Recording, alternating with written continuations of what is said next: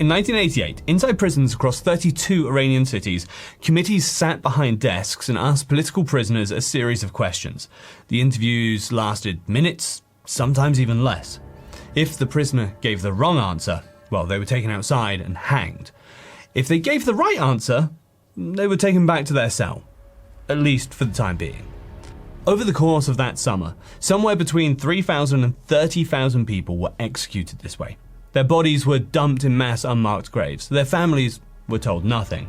Some are still searching. The man who presided over this, who was at the time the president of Iran, would later describe these victims as terrorists who had been unfairly judged. Not the victims, the people who killed them. They had been unfairly judged for killing too many people. That man's name was Ali Khamenei, and the mass executions of 1988, they weren't even close to the worst thing he did. Over the next 37 years, Khamenei would amass a personal fortune of $200 billion while 40% of his people starved. He would build a network of terrorist proxies that destabilized an entire region. He would order his security forces to open fire on protesters, not once, not twice, but every single time his people asked for change.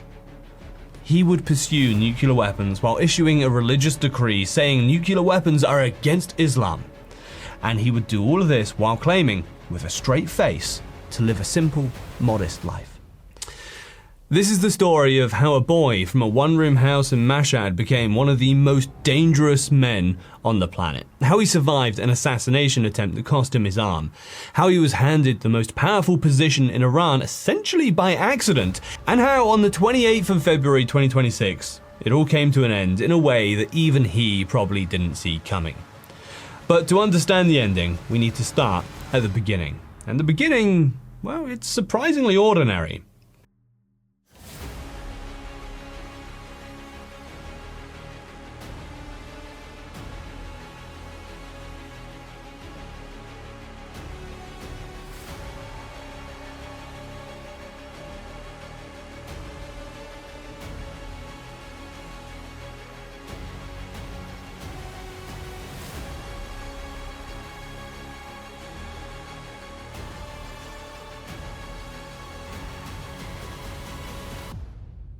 Ali Hosseini Khamenei was born on the 19th of April 1939 in Mashhad, Iran's holiest city, home to Imam Reza's shrine, and a place where being a cleric was roughly equivalent to being a footballer in Manchester.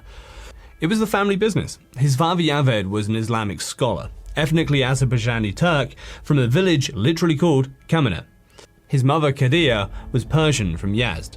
Young Ali was the second of 8 children, and by his own account, the household was spectacularly poor.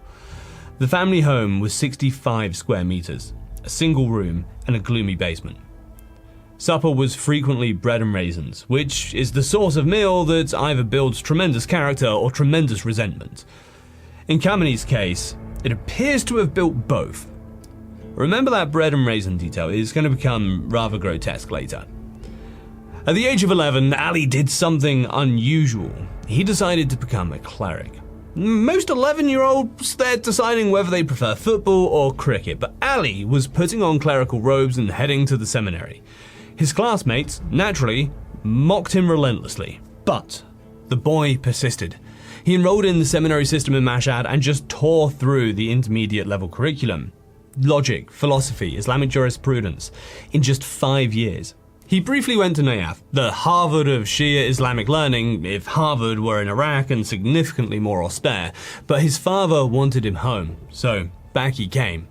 And then in 1958 he went to Qom. Now Qom matters because Qom is where Ali Khamenei met the man who would set the course of his entire life, and through that meeting, the course of an entire country.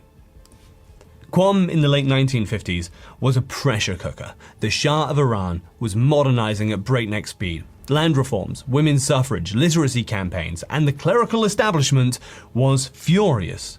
They saw their influence slipping. There was also the matter of the Shah being backed by the CIA, which had helped overthrow Iran's democratically elected prime minister just 5 years earlier.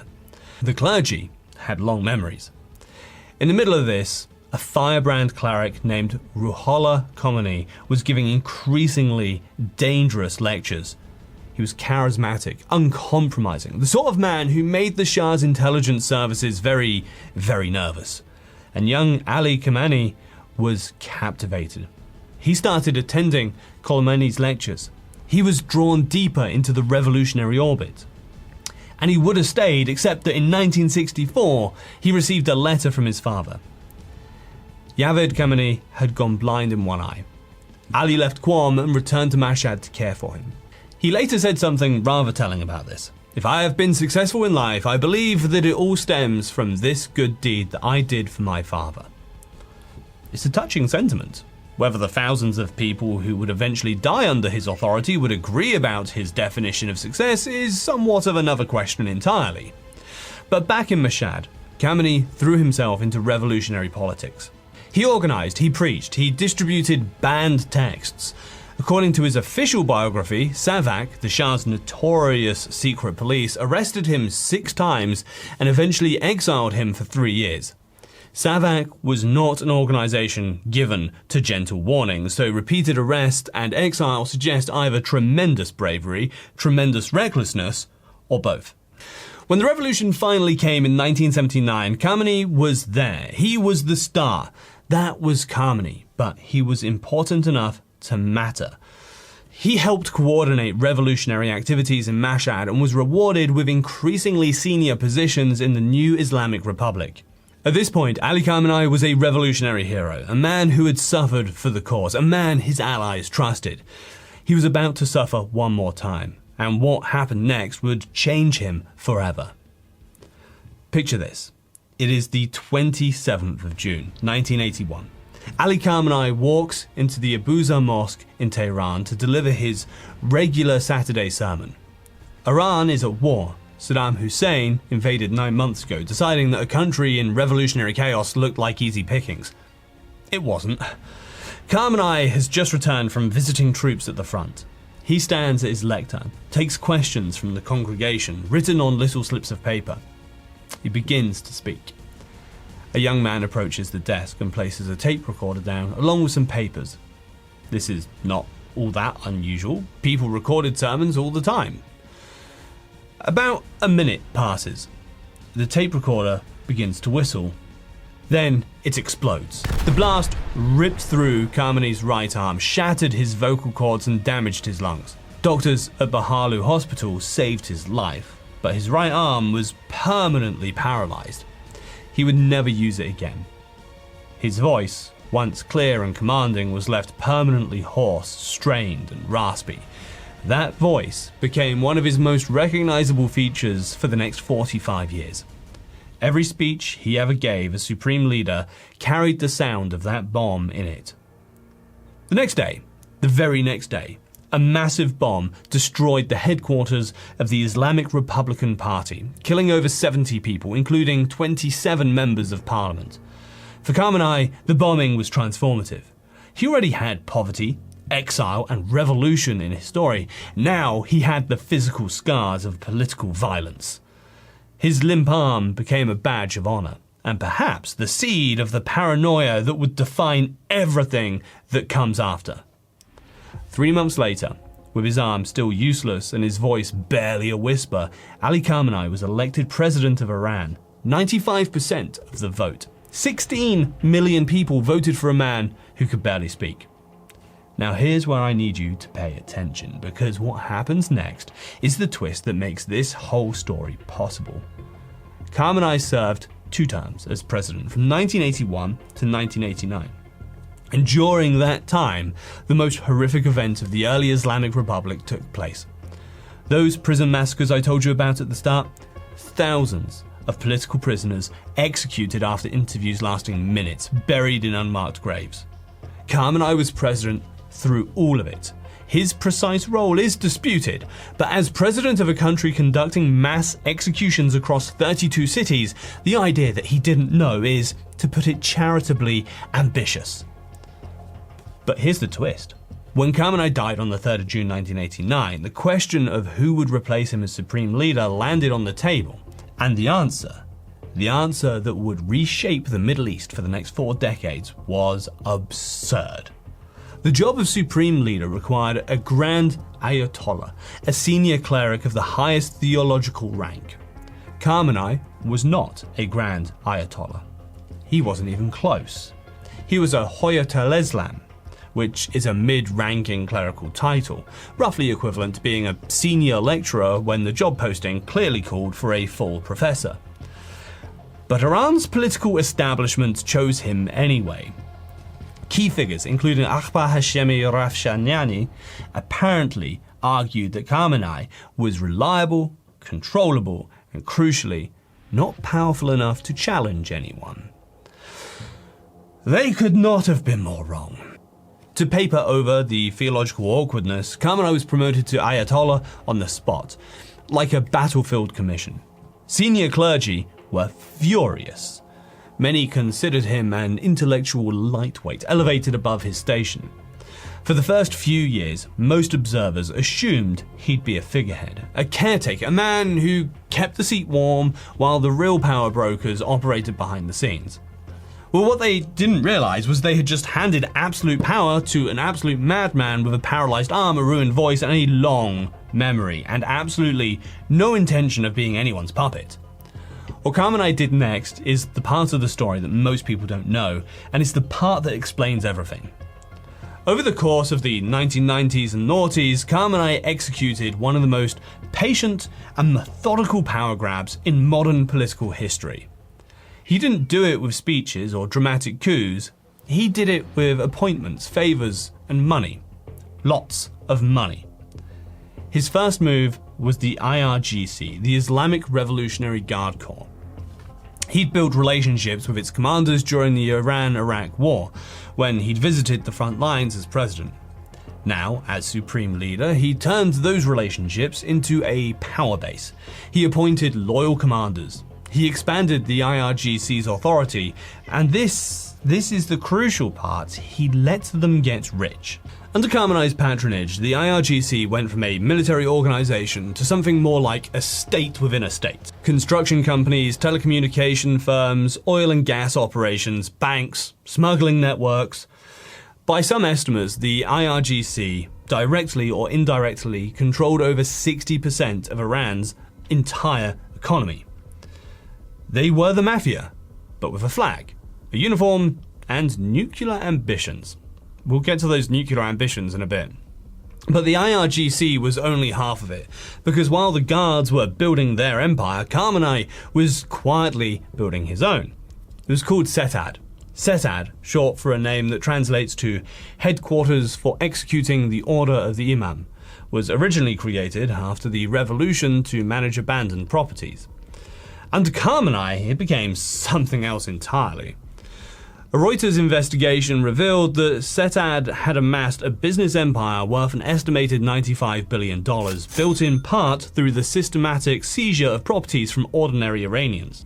By the time Khamenei had died, the estimates had ballooned to $200 billion. $200 billion! That's larger than the GDP of most countries on Earth. And this is where the bread and raisins detail comes back, and it gets obscene. Because while Khamenei sat atop this $250 billion apparatus, his official line, delivered with an entirely straight face, was that he lived simply. His chief of staff gave interviews about how the supreme leader ate modestly and gave away expensive gifts.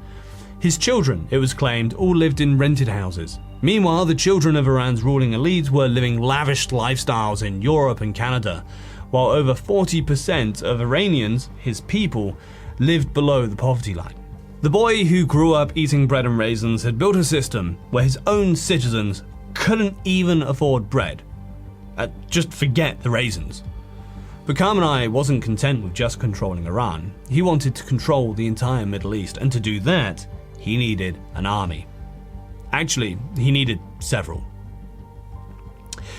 There's a concept in military strategy called forward defense. The idea is elegant. Instead of waiting for threats to arrive at your border, you project power outward. You fight your wars in other people's countries. Iran, under Khamenei, perfected this. Except Iran didn't use its own soldiers. It used everyone else's. The crown jewel was Hezbollah, the Lebanese Shia militia that Iran had helped create in the 1980s. Under Khamenei, Hezbollah received hundreds of millions of dollars every year, plus weapons, training, and strategic guidance. They drove Israel out of southern Lebanon in 2000. They fought Israel to a standstill in 2006. They became the most powerful non-state military force in the Middle East. All reporting, ultimately, to Tehran. All reporting to Khamenei. Then there was Hamas, the Palestinian Islamist group controlling Gaza. Iran provided money, weapons, and technical expertise, despite the awkward theological fact that Hamas is Sunni and Iran is Shia. When ideology conflicts with strategy, strategy tends to win. And this particular strategic investment is going to pay off in a way that reshapes the entire region. But we're not there just yet. The Houthis in Yemen, Shia militias in Iraq, the Assad regime in Syria, where tens of thousands of IRGC-backed fighters helped keep a dictator in power during a civil war that killed hundreds of thousands. All of it. Every militia, every rocket, every suicide bomber funded and directed through one man. Qasem Soleimani, commander of the IRGC's Quds Force. Soleimani was Khamenei's shadow. He moved across borders like a ghost, coordinating with militia leaders from Beirut to Baghdad to Sana'a. He was, by most assessments, the second most powerful man in the Middle East. And when a US drone strike killed him in January 2020, Khamenei reportedly wept. It was one of the few times he showed genuine emotion in public. Through the Quds Force, Iran was spending an estimated $700 million a year on this proxy network. That's roughly the entire annual budget of the United Nations peacekeeping operations in Lebanon. Except this wasn't peacekeeping. And then there was the nuclear program.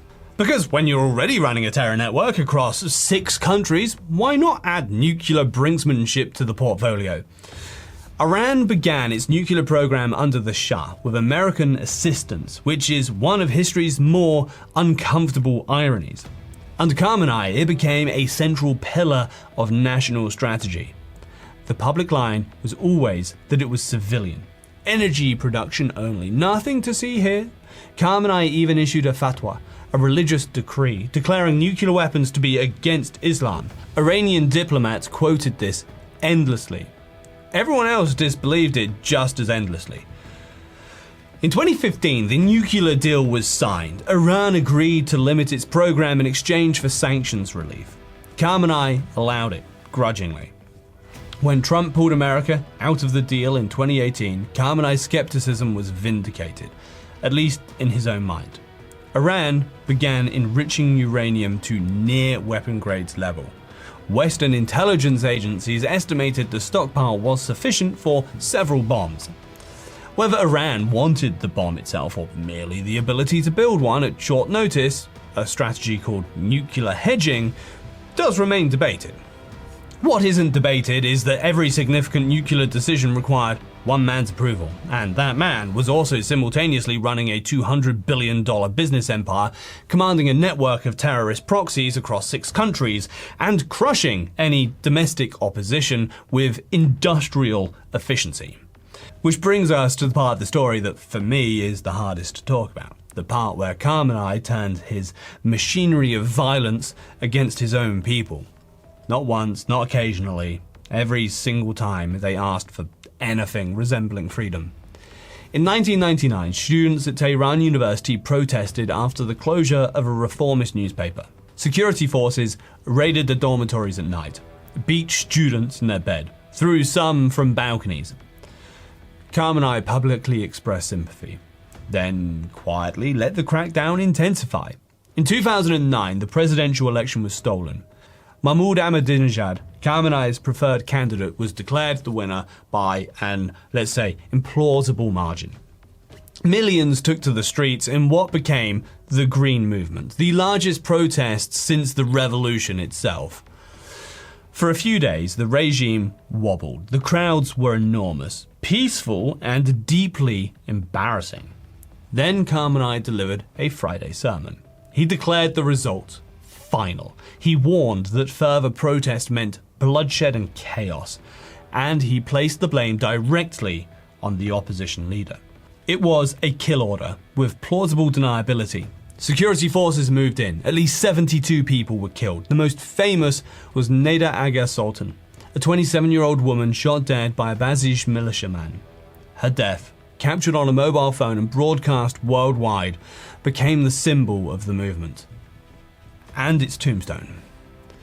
A decade later, November 2019, fuel prices went up 200% overnight. Protests erupted. This time, Khamenei didn't wait. The internet was killed, a full nationwide blackout, and security forces opened fire on crowds. Reuters reported approximately 1,500 dead. The government said around 300. Either number is a massacre. Then September 2022, a 22-year-old Kurdish Iranian woman named Mashhad was detained by the morality police for wearing her hijab improperly. She was beaten. She sustained a fatal head injury. She died 3 days later. What followed broke something. Under the slogan, "Women, Life, Freedom," protests erupted not just in Tehran but across the entire country, including in Mashhad and Qom, the very cities that had been the Islamic Republic's heartlands. This wasn't the usual urban liberal backlash. This was everywhere. Khamenei called them planned riots by foreign enemies. Security forces killed over 500 people. Tens of thousands were detained. A United Nations fact-finding mission concluded that Iran had committed crimes against humanity, murder, torture, sexual violence, systemic persecution. Every single time, the pattern was identical. Iranians asked for change, Khamenei answered with bullets. But here's the thing about killing your own people repeatedly for 36 years. Eventually, you run out of fear. And by 2025, that fear was gone. If you were looking for the moment that it all unraveled, the thread that once pulled brought the whole tapestry down, it was the 7th of October 2023. That was the day Hamas launched its attacks on Israel. Approximately 1,200 people killed, 251 taken hostage. Remember what I said earlier about Iran's investment in Hamas? This is where that investment came due. Except the return wasn't what Khamenei expected. Israel's response was total. First Gaza, then methodically the rest of the network. Hezbollah was degraded. Hamas's military infrastructure was dismantled. The axis of resistance, the strategic architecture Khamenei had spent decades building and billions funding, began to collapse, piece by piece, like dominoes falling across the map of the Middle East. Then, Israel struck Iran directly. Air defenses that had been weakened by years of sanctions couldn't cope. Nuclear facilities were hit. The military infrastructure that Khamenei had invested billions in was systematically taken apart. And at home, the Iranian people had simply had enough. The economy was in ruins. The currency was in free fall. Over 40% of the population below the poverty line, in a country whose supreme leader controlled $200 billion. By late 2025, a new wave of protests engulfed Iran. These were different, harder, angrier. The regime responded as it always did. Security forces opened fire. Reports emerged that Khamenei had directly ordered the killing of protesters. Foreign Shia militias were reportedly brought in when domestic forces wavered. The death toll was catastrophic. Estimates ranged from 300,000 to over 36,000. Iran was collapsing in on itself, economically shattered, diplomatically isolated, militarily humiliated, tearing itself apart from within. And then, on the 28th of February 2026, the sky fell. A joint US-Israeli military operation struck Tehran. The strikes were targeted. Among the dead were Defense Minister Aziz Nezirzadeh, Senior Advisor Ali Shamkhani, 4 members of Khamenei's own family, and Khamenei himself. Iranian officials initially denied it, claiming the supreme leader was safe and sound. But by the early hours of March 1st, Iranian state television confirmed what the world already knew. Ayatollah Saeed Ali Hosseini Khamenei, the second supreme leader of the Islamic Republic of Iran, was dead at 86. The government declared 40 days of mourning. The people of Iran had other ideas. In Isfahan, Karaj, Kermanshah, Qovin, Sandayyah, Shiraz, videos emerged of people dancing in the streets, cheering, celebrating. In Mashhad, the city where he was born, where the Imam Reza shrine stands, where an 11-year-old boy had once put on clerical robes and been laughed at by his classmates, the reaction was split. Supporters gathered to weep, others gathered to cheer. Two reactions, same country, same evening, same man. So Ali Khamenei, born in a one-room house, bread and raisins for supper, mocked as a child for dressing like a mullah, survived a bomb that took his arm and his voice, handed the most powerful position in Iran because the people who chose him thought he was too weak to matter.